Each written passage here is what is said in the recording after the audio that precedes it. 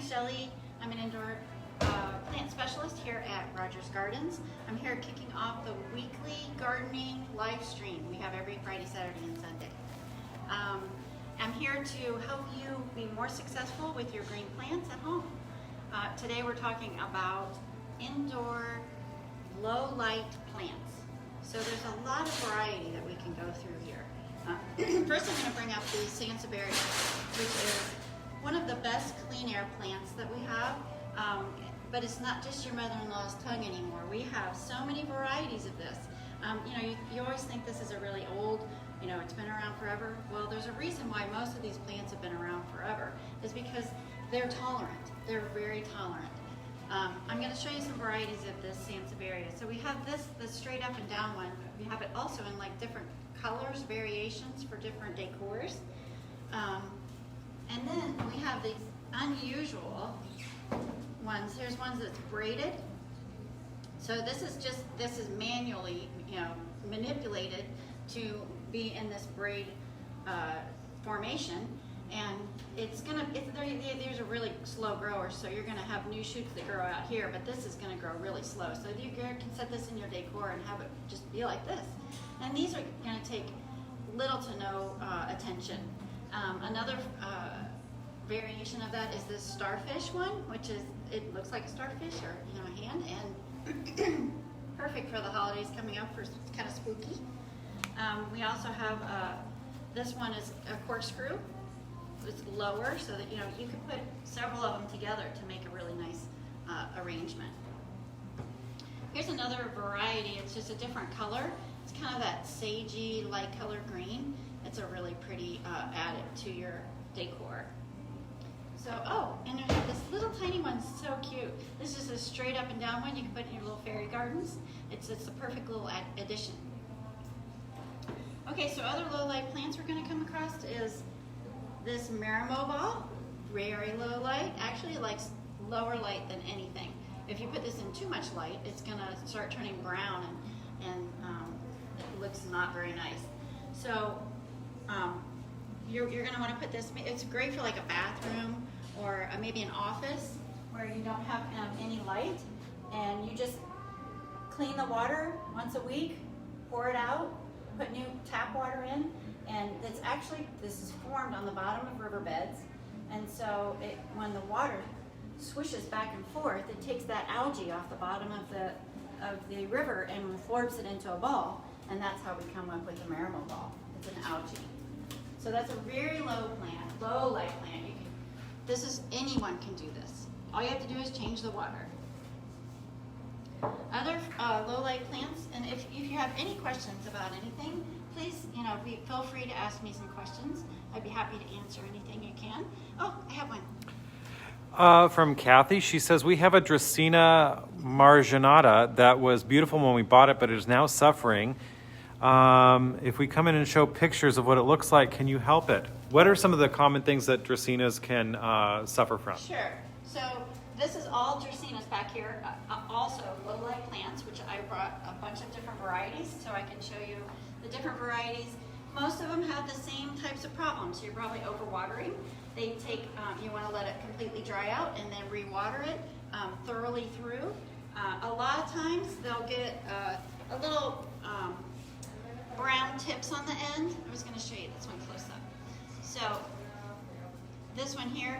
So if it gets a little brown tip, you just take your scissors, flip it off like that. Good as new. That's just from a watering damage. So maybe it was overwatered or underwatered at one point, and or you're using tap water, which you should use filtered water, and water your plants that way. And I forgot the question on that. Just common problems with Dracaenas? Yeah. So most of the time it's overwatering. So see how we have this one back here? It has a stump. So this stump collects the water up, and you're gonna, if that gets too much water in it, it's gonna rot and just get mushy. So it's a nice sturdy stump, and they're usually in some kind of a lava rock so that it doesn't have the soil. There's like a lava rock, so that it doesn't have moisture around the roots, because that will make it mushy and rot. So these are all different kinds of Dracaenas. We have the compacta, a Ricky. We have the Lisa back here, which it just drives me crazy. I gotta cut those leaves. And then another Ricky, and then this is the lemon lime. All very popular. And we have another question. This is about a fiddle leaf fig tree. They were here today. What drainage would you suggest for underneath the container for a fiddle leaf fig? So you're going to get a saucer for underneath your ficus. The best way to water a ficus is to take it outside, water it down with your hose really good. Wash off the leaves because it doesn't like to have any dust on the leaves, and just hose it down real good, get it nice and wet, and then take it back, let it drain outside. Take it back, put it in your container. But you can't get the saucer to put inside your pretty container and then put your pot in on top of the saucer. So another couple of plants that I can show you would be the pothos. Pothos, I think we've talked about these before. This is a very low light plant. You can, it's a vining plant.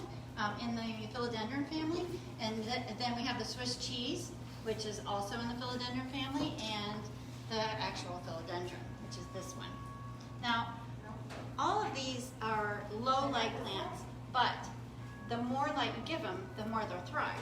So, as if we are in this hot weather, we're tolerating this hot weather, but we would thrive more in a cooler weather environment. So that's like these. They're going to thrive more and more light, but they'll tolerate low light. So they're not going to be growing and growing and growing, but they'll still tolerate it. Any question? Yeah, this one is about peace lily and anthurium, which never blooms. What could help them? More light. Yeah. So any kind of a blooming plant is going to need extra light. So that means bright light but filtered light. So you don't want sun beating on them, but you want to have a really bright, maybe in someplace with a skylight or a nice window beside it. That's going to help it bloom. Also, fertilizing also can help you want to use an organic fertilizer about every other watering. Okay, so let's go back to the Burton. This is another form of philodendron. I've talked about this before. It's really fun. It grows upright, and it's a low light plant, very easy to care for, and it's kind of new. It's a novelty, not just your average philodendron. Another one would be a Fittonia. This is a Fittonia. It's also called the nerve plant. Oh, I have a friend on this one. It's good. I have a tag along. It's a little snail came with it. I had this out on the porch. So this will tolerate out in your shade outside on your porch, but you can also keep it indoors, and it has that nice creamy colored vein, and we also have it in this pink color. And see how now this one was outside, so it's going to get blooms on it. See the blooms? It had more light, so it's going to thrive better, but it will tolerate a lower light environment. So what I mean by low light is you're going to have a window in the room. This doesn't mean no windows and in an enclosed bathroom, something that you don't have any light in. That really, there's not a plant that's going to survive in that no light environment. And I think I have a question. Yes. Yeah, I don't know where the question went. How often would you need to replant most of these specimens? Should it go in a bigger pot than the previous one when it does get replanted? Yes. So, okay. So let's say this Burton is growing, and it's you can see that it's overgrowing its pot. This one's going to be good in this pot for at least another year, I would say. Then the next thing you're going to do is this is a 6-inch pot, so you would go up to the next size pot.